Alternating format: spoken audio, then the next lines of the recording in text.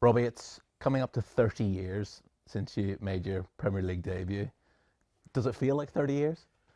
No, genuinely doesn't. I mean, in my head, I still think I'm 21. So, yeah.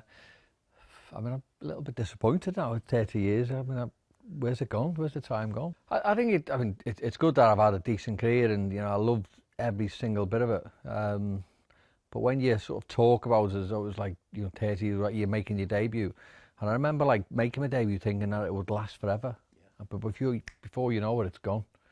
And I mean, that's probably one of the most disappointing things about being not just a footballer, but probably a sportsman. You have a certain period of time where it can only happen for that period of time.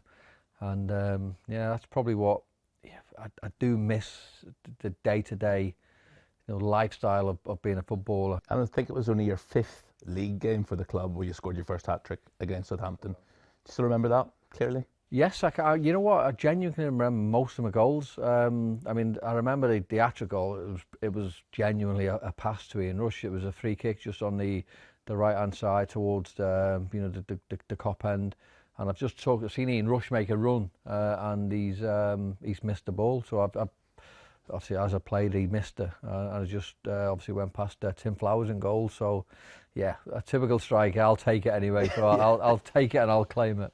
Again, I remember watching that team in the 90s, and like the likes of yourself, Jason McAteer, Steve McManaman, Jamie Redknapp, 3 Scousers and 1 honorary Scouser.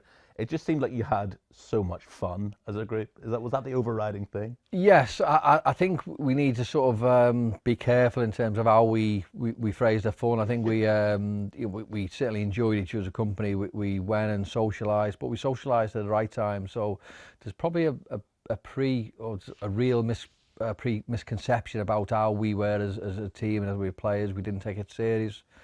I mean, obviously I can't speak for everyone else, but I mean, I was so serious and so in tune with what I needed to do. And I do get a little bit peeved off the way sort of people talk about us, and I know you're not saying that. The nickname in particular. Yeah, I do get sort of peeved off with that, because people maybe think that we weren't serious. Yeah. And I suppose one of the things I think about when I think about the team we had was the fact that we were so close. It made it look like we were not serious, but guaranteed we were so professional. Unfortunately, there was just another team down the road who was slightly probably more consistent than us, and yeah, the fun maybe gets taken out of it because we never achieved what we should have done. But it genuinely wasn't through the lack of trying. I think I've asked a few of that FA Cup final team this question. Do you still have the white suit? I do, actually, yes. It's in the Football Museum in Manchester, mine. So I think I'm probably one of the few who've still got the suits.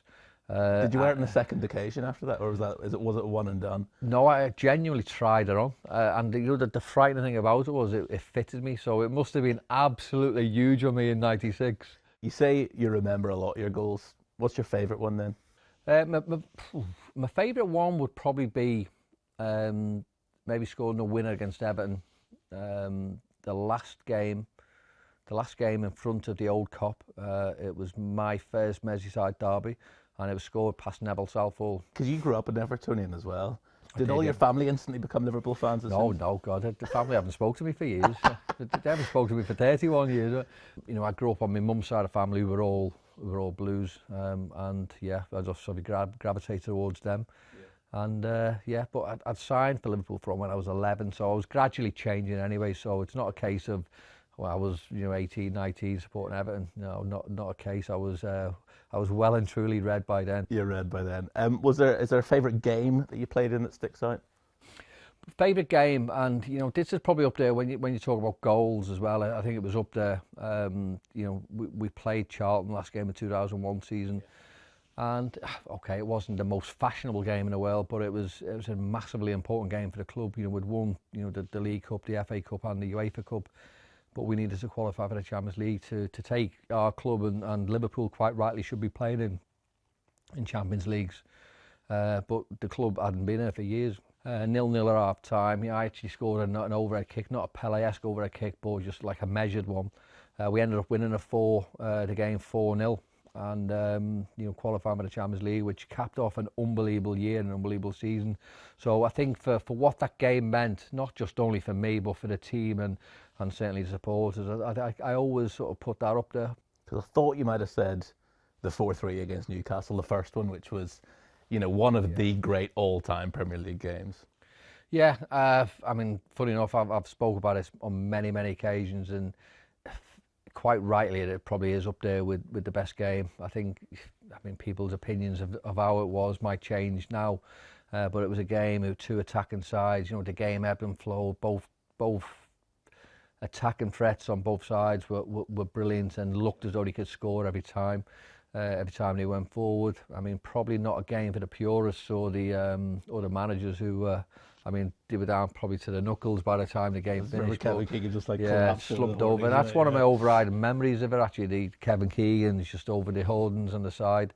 But I mean, it was a pivotal game in the obviously the Premier League as well, because obviously if we needed to win, obviously to still be in the hunt, and if Newcastle would have won, I think they'd have probably won the league. Just finally on your own career, and in particular at Liverpool, I mean, I think as a general rule, it's good to live life without any regrets. But are there any regrets? I mean, you won the FA Cup, the League Cup, European Cups, but you never won the Premier League. Does that niggle at all? I mean, it wasn't through the lack of trying. I think we were unfortunate. We were probably maybe one or two players, or probably just lacking something. And I'm sat here now thinking, of course, I'd have loved to have won the Premier League. But I'm sat here now thinking, I give it the best I could. Certainly from an individual point of view, there was no one wanting that more than me, and no one working as hard as what it needed to try and do that. Let's fast forward a couple of decades then and talk about Liverpool nowadays. I know this is a difficult question to answer, but where's it gone wrong this season? It is genuinely difficult because we'll all like to think, the players are this, the players are that. I think mentally shattered from last year, the exploits of last year. I think that's played a big part. You've gone from maybe 2-3 games away from being probably the best club side we've ever seen, to all of a sudden people saying, oh, well, these are finished to that. So I think there's more to it than players sort of underperforming. I think it has been mentally draining on them. I think it's been mentally draining on the manager, and he's obviously the figurehead in the forefront of everything. And I know stupidly people question him. And I can't for the life of me think why, as a Liverpool fan or a football fan wouldn't want Jurgen Klopp, as the head of Liverpool, because I think what he's achieved and what he's done has been phenomenal. Okay, we've had a tough year this year. I'm saying we because I think I'm still a player. It's been incredibly tough, but I think we're all aware there's probably a few changes to be made, and I wouldn't want anyone else to be there other than Jurgen to make those changes. They're never going to sack Jurgen Klopp, and of course they shouldn't, but do you think he might consider walking away, that maybe it's just reached that point where he's achieved everything he's going to achieve? Yeah, you know what, I mean, I genuinely get that. I know what you're saying, and I'll be honest with you, I think when I'd seen some of his press conferences after some of the games, maybe a month ago, 5-6 weeks ago, and I thought, yes, I could see him. But then I've seen and heard his interviews afterwards saying that he's in here for, it's like there's an inside stubbornness with Jurgen. He looked a little bit broken, but I knew he was hurt and I knew he was disappointed. But yeah, obviously I'm massively buoyed by the press conferences and the way he spoke about what he wants to do and how he wants to turn things around, afterwards. Jude Bellingham is the name that keeps getting mentioned, but I think, as you said in your own newspaper column at the weekend, that could be your entire budget gone just on Jude Bellingham. Yeah, exactly, and I think that's probably one of the things that we need to be careful of. Jude Bellingham's not the answer in terms of you just bring one player and everything becomes a fix. It's not as simple as that. Don't get me wrong, he's an incredible player, but him coming on his own, won't be the miracle cure that everyone wants. I think that there's obviously a few players need to come in, so you have got to be sort of coy and careful with how you spend that money. So yes, as much as I want to see the best players playing for Liverpool, I don't think we should bring in one great player and leave everything else. I think you've got to sort of maximise what you've got, and also maximise the budget that you have, and bring in the required players to make the team and the squad better.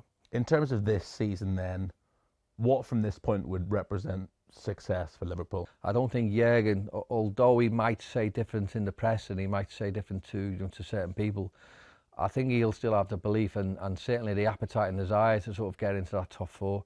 I don't think anyone should ever question that, but it will be unbelievably hard. But I still believe that there's maybe a small chance they will do, but it takes some run. You know, we've seen Liverpool teams of past go on, and okay, people could argue that this Liverpool team is not the teams that Jurgen's maybe assembled over the last maybe 4 or 5 years, but I think they have shown that they are capable of going on runs, and they'll need a mammoth run of all proportions to sort of get where we want to be.